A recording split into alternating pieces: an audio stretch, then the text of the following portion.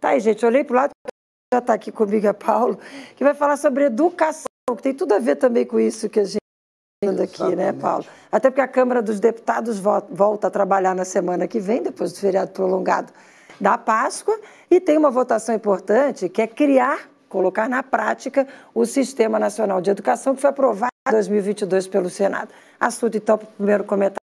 Paulo, boa noite. Boa noite, Márcia. Boa noite a todos vocês que nos acompanham aqui no ND Notícias. É fundamental esse trabalho que vem sendo feito, concordo com você, pelo menos uma coisa está sendo feita, porque só criticar e criar obstáculos é bem mais fácil do que reagir e ajudar essas pessoas.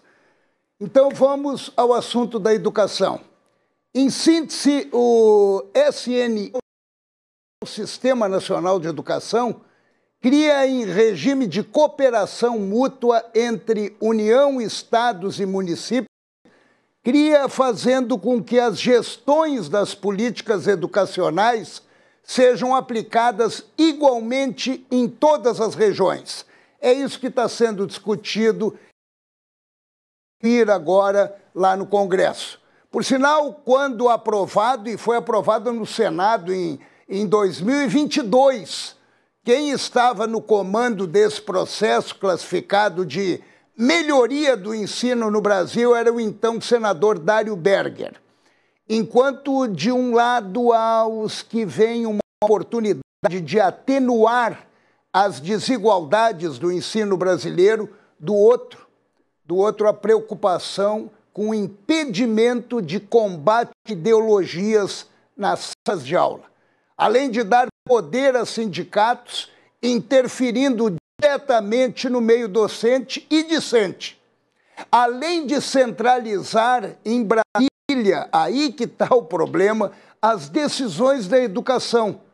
O Cine foi apelidado de SUS da educação, por segmentos da esquerda.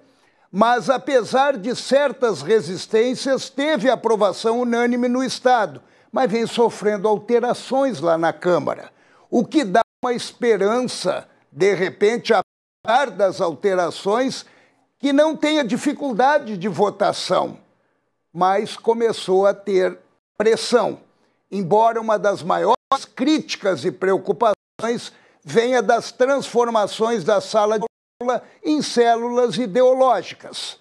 A sala de aula abriga o amanhã, dentro dela como o amanhã como conhecimento, como aparelhamento.